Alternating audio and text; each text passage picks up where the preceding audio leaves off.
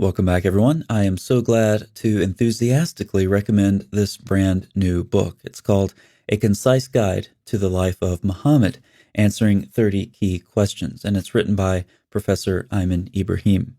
As the title indicates, this book is in a question and answer format, looking at 30 important areas of Muhammad's life, and Professor Ibrahim is well qualified as your sure-footed guide to answering these questions, combining his incredible breadth of background knowledge with his analysis of the relevant primary Arabic sources. You need this book. There are a couple of links in the description box to help you out.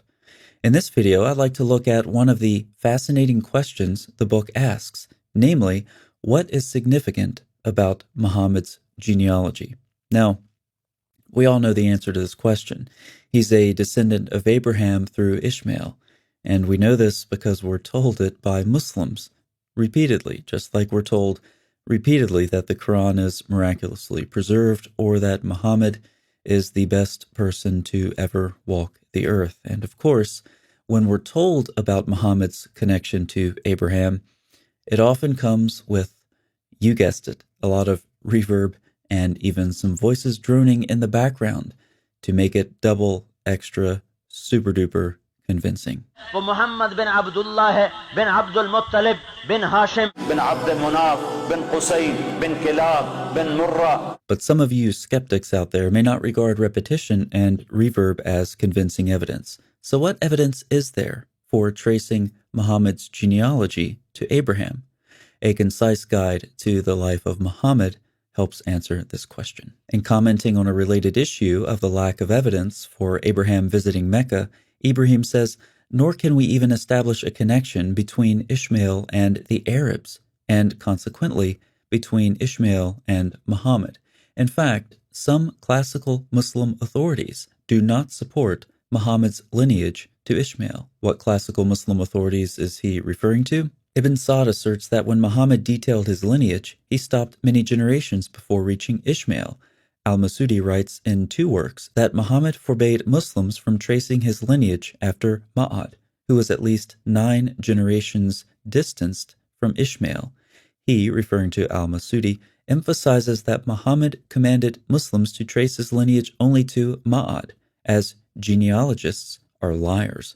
Moreover, classical Sunni hadith expert and jurist al-Bayhaqi agrees with Ibn Sa'd and al-Masudi and writes that although some report that Muhammad was a descendant of Ishmael, this is false, as the lineage goes only to Adnan, the father of Ma'ad. Ironically, these Muslim scholars provide justification for modern scholars who have argued for the lateness and unreliability of Muhammad's supposed genealogical links.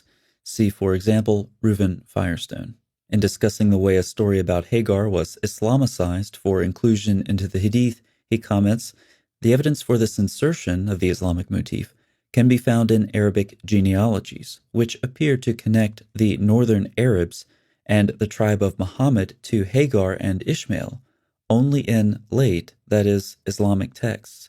Pre-Islamic pagan Arab genealogies appear to have no awareness or concern for the connection, which probably evolved only after the Quran made a case for Abraham being the first Muslim. We even find Yasser Qadi attacking some sections of Muhammad's ancient genealogy, calling it nothing but folklore. So where do we get this information from? From Arabic folklore.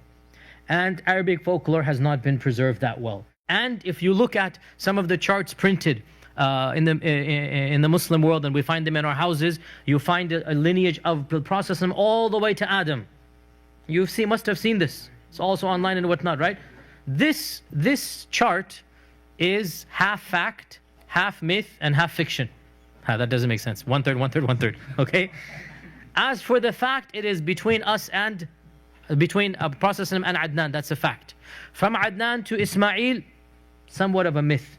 Then from Ismail to Adam, this complete, we take it from the Jewish Christian sources. We don't have anything in our tradition about the lineage between from Ismail and Ibrahim all the way back to the Prophet Adam alayhi salam. As expected, Dr. Ibrahim is able to cite more modern scholars who dispute the genealogical link from the Arabs to Ishmael which of course also breaks the link between Muhammad and Abraham. And as we've seen in doing this, these scholars really aren't much different from some important classical Muslim voices. There is, however, a great deal of contrast between all of this and the popular Muslim narrative that we hear repeated today with reverb and voices droning in the background. Given the foregoing, I can't see at all how it's remotely defensible to call Islam an Abrahamic religion. This has always been true theologically, but now we see that it's true genealogically as well. Ibrahim concludes by postulating why a connection between Muhammad and the biblical patriarchs was needed. Since no patriarch is more important to Christians and Jews than Abraham, Muhammad's lineage had to be connected to him. And so a connection was made, though the connection was late and the genealogical enterprise was substantially limited by the Prophet of Islam himself. Ibrahim's book is accessible to readers with minimal background knowledge and packed with information. And there's also a section in the back of the book that will give you further reading on various topics. So, was Muhammad a descendant of Abraham? Let me know what you think in the comments section below, and be sure to pick up your concise guide to the life of Muhammad to explore this and many more important Muhammad questions and answers. Thanks so much for watching. I'll see you next time.